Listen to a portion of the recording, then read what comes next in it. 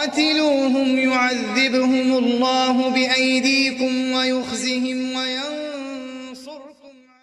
السلام علیکم ناظرین، میں ہوں دنیا علاج پروگرام قرآن سے روحانی علاج میں آج ہم قاری صاحب سے پوچھیں گے کہ کیا جنات کی نظریں بد لگ سکتی ہے. السلام علیکم قاری صاحب. وعلیکم السلام. جی قاری صاحب، اس والے سے بتائیے گا. عدنان بھائی، بہت سارے مثالیں اور احادیث ملتی ہیں جی اللہ کے نبی صلی اللہ علیہ وسلم کے دور میں کہ اللہ کے نبی صلی اللہ علیہ وسلم کے دور میں نظر بد کا لگنا اور اس کا علاج کرنا. کچھ روایات ملتی ہیں جن میں انسانوں کی نظر کے بارے میں تو بہت واضح موقف ہے جی جی بالکل کہ انسانوں کی نظر بد کا لگنا اور ان کا علاج.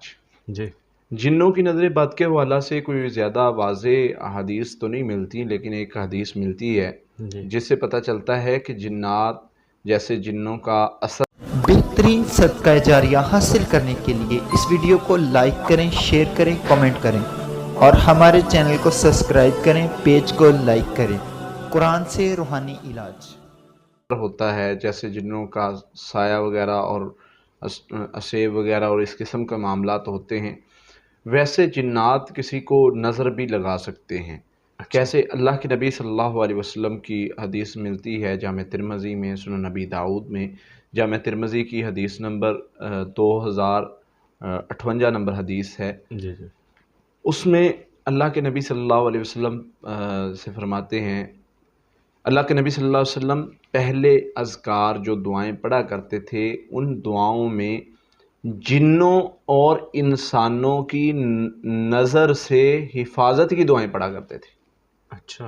اللہ کے نبی صلی اللہ علیہ وسلم جنوں اور انسانوں دونوں سے حفاظت کی دعائیں پڑھا کرتے تھے. پھر سورہ فلق اور ناس نازل ہو گئی. اچھا. پھر نبی صلی اللہ علیہ وسلم نے باقی ساری چیزیں چھوڑ دی اور یہ دو پڑھنی شروع کر دی. اچھا، یہ پتہ چلتا ہے کہ نظر بد سے حفاظت کے لیے یہ بہترین ہیں. سورہ فلق اور ناس نظر بد سے حفاظت کے لیے بہترین ہے، چاہے وہ جنوں کی ہو چاہے وہ انسان. جنوں کی نظر بد کے حوالہ سے یہ بھی ہے کہ وہ مختلف طرح کا اثر ہو سکتا ہے. جیسے کہ ایک بچی کے حوالے سے ملتا ہے کہ اس کے چہرے کا رنگ جو ہے وہ سیاہ تھا. اللہ کے نبی صلی اللہ علیہ وسلم نے فرمایا کہ اس کو نظر لگی ہے، اس کو دم کریں. سیدہ عائشہ سے یا امہات المومنین میں سے. بعض نے کہا کہ اس کو جن کی نظر لگی تھی. اچھا. تو اس طرح کی کنڈیشن بن سکتی ہے، جن شیطان کا اثر ہو سکتا ہے. اور جیسے کہ جن کی پسند ناپسند بھی ہوتی ہے.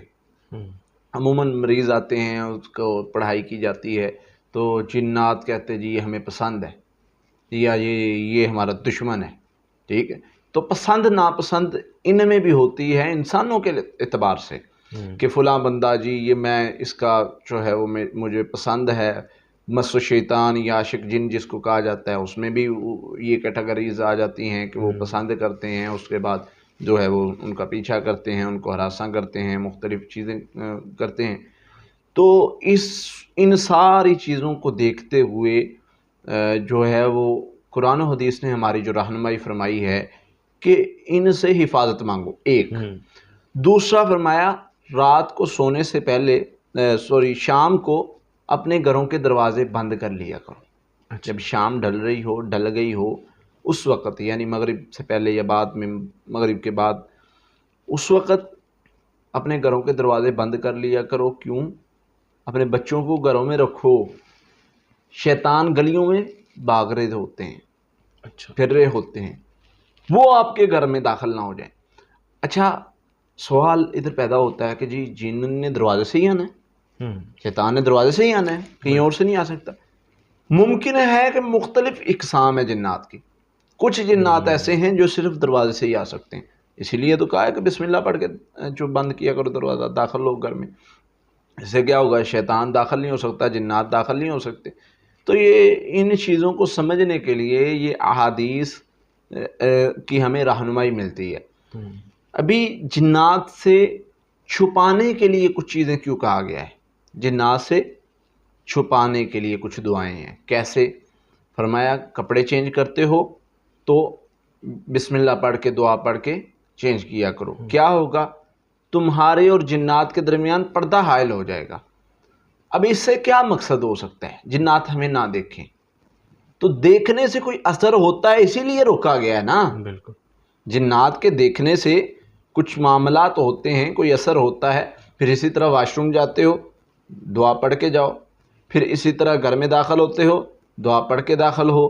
پھر اسی طرح بیوی کے پاس شوہر جاتا ہے، مستری کی دعا پڑھ کے جائے۔ بالکل، اور مختلف مواقع پر دعائیں بتائیں کہ اس سے کیا ہوگا، تم جنات کے شر سے محفوظ ہو جاؤ گے۔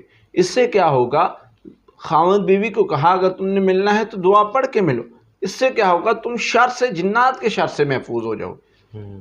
تو پتہ یہ چلا کہ ان کے شر سے دور کیا جا رہا ہے، ان سے پردہ رکھا جا رہا ہے، ان کی نظر سے بھی دور کیا جا رہا ہے کہ تمہارے اور ان کے درمیان پردہ بن جائے گا اگر یہ پڑھو گے تو ان کی نظر میں کوئی معاملات ہیں، بالکل، اس کی کوئی حقیقت ہے، اسی لیے یہ بتایا گیا۔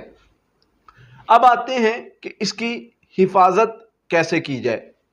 حفاظت کے لیے اللہ کے نبی صلی اللہ علیہ وسلم نے، جیسے حدیث ملتی ہے جامع ترمذی میں، سنن نبی داؤد میں، کہ اللہ کے نبی صلی اللہ علیہ وسلم پہلے بہت ساری دعائیں پڑھتے تھے۔ سید عائشہ کی بھی ایک حدیث ملتی ہے، نبی صلی اللہ علیہ وسلم پہلے حفاظت کے لیے بہت ساری دعائیں اور اذکار کیا کرتے تھے۔ جب سورہ فلق اور ناس نازل ہوگی، نبی صلی اللہ علیہ وسلم نے سارا کچھ چھوڑ دیا اور یہ پڑھنے لگ گئے۔ تو پتہ چلا کہ یہ جو دو چیزیں ہیں ان میں بڑی اللہ نے خیر رکھی ہے، دو صورتیں ہیں۔ حسد سے حفاظت، اس میں حسد کے شر سے، پھر جادو کے شر سے، اللہ ہر جو چیز تو نے پیدا کی ہے اس کے شر سے، یعنی ہر قسم کے شر سے ان صورتوں میں پناہ ہے۔ تو بندہ جو پڑھتا ہے، یہی جادو کا علاج ہے، یہی نظر بد کا علاج ہے۔ ان میں سورہ فاتحہ اور سورہ بقرہ کی آخری 2 آیات ملا لی جائیں۔ یہ کسی مرتبہ پڑھ کے پانی پر دم کر کے، جو مریض کچھ نڈال محسوس کرے، اپنے آپ کو بے بس محسوس کرے، چہرے کی رنگت تبدیل محسوس جس کو کرے، مسئلہ بن چکا ہو، اس طرح کی کنڈیشنز اگر محسوس کر رہا ہے تو یہ پانی پر، تیل پر دم کر کے پانی پیے، پانی سے منہ بھی دھوئے، تیل لگا کے نہا لے، تو انشاءاللہ اللہ کی توفیق سے اس کا مسئلہ حل ہو جائے گا۔ بہت شکریہ قاری صاحب۔